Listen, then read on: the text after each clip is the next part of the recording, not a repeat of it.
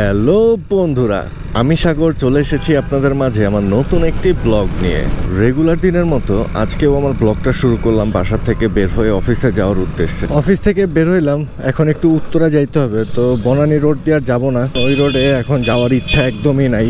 কড়া রোদ, কোনো ছায়া নাই, কোনো কিছু নাই, এই কারণে ডিওএইচএস এর রোডটা দিয়ে যাব। ভাই যদি বিয়ার শাদী না হইতো তাহলে চিন্তা করতাম যে যেই রোদ, হাত পা কালো হয়ে যেতেছে, চেহারা কালো হয়ে যেতেছে, একটা টেনশনের ব্যাপার থাকে। কিন্তু আমি তো বিয়েইতা, আমার আর নতুন করে বউ নিয়ে বিয়া নিয়ে ভাবার কোনো প্যারা নাই। এই রাস্তায় রোদ থাকুক আর যাই থাকুক, যেই পরিমাণ বাতাস বা একটা মৃদু হাওয়া যেরকম শরীরে লাগে, এই রোদ আর গায়ে লাগে না ভাই। পুরো একটা কক্সবাজারের ফিল দিয়ে দেয় যে যতই রোদ থাকুক গায়ে লাগে না, কিন্তু ঢাকায় আসার পরে বোঝা যায় যে কি অবস্থা হয়েছে।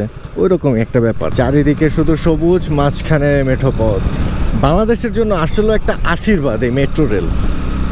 এলা আগে উত্তরা থেকে মতিঝিল 2 ঘন্টা 3 ঘন্টার আগে পৌঁছানো কেউ কল্পনাও করতে পারতো না, আর এখন 30 মিনিট 35 মিনিটের মধ্যে উত্তরা থেকে মতিঝিল, জাস্ট লাইক দ্যাট। এই বাতাস আর রোদ বৃষ্টির খেলা, এই যে রোদ আর ওই যে সামনে ছায়া, এরকম আবহাওয়া, এরকম রাস্তায় বাইক চালানোর একটা যে অন্যরকম ভালো লাগা, এটা শুধুমাত্র রাইডাররাই ফিল করবে।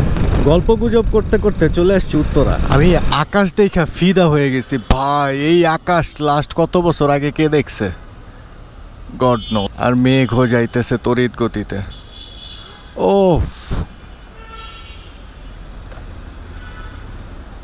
অকল্পনীয়, অকল্পনীয়।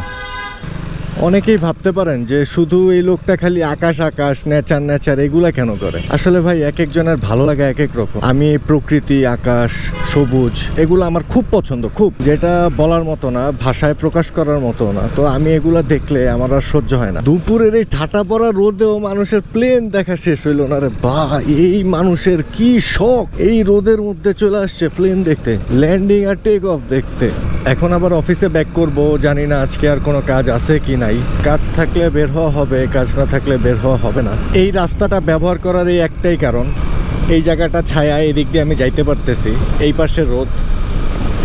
আমি যদি বনানী এয়ারপোর্ট রোড দিয়ে যাই তাহলে ওই রোডটা পুরাটা রোদ, এই রোডটা সহ্য করা খুব কঠিন। আর এই রোডে একটু বাতাস আছে, চারপাশ খালি, এই কারণে এই রোডটা প্রেফার করি সবসময়। আওয়াজ শুনে বুঝতেছেন কিনা আমি জানি না, কিন্তু বাতাস কিন্তু প্রচুর। আমার হেলমেট, আমার বাইকের হ্যান্ডেল এক একদিকে ঘুরায় নিয়ে যেতেছে বাতাস, এত পরিমাণ। অফিসে টুকটাক কাজ করলাম, গল্প করলাম, আড্ডা দিলাম, এখন বের হয়ে গেছি। এখন একদম বিকাল, এখন আর কোনো কাজ নাই। চিন্তা করতেছি আড্ডা দিব না বাসায় যাব, তো ভিডিও এডিট এগুলোও করতে হয়। আগে আগে বাসায় না গেলে পরে টাইমটা মিলাইতে খুব কষ্ট হয়ে যায়, অ্যাডজাস্টে খুব ভেজাল হয়, তাই ভিতর দিয়ে যাই। তো এখন বাসায় চলে যাওয়ার প্ল্যান আছে। তো মোটামুটি ভালোই রং তামাশা দেখলাম রোডের। আজকে আর বেশি কথা বাড়াবো না, আজকের মতো এই পর্যন্তই। সবাই ভালো থাকবেন, সুস্থ থাকবেন, আমার জন্য দোয়া করবেন। আমার ভিডিওটা দেখবেন, অবশ্যই লাইক কমেন্ট করবেন। আজকের মতো আল্লাহ হাফেজ।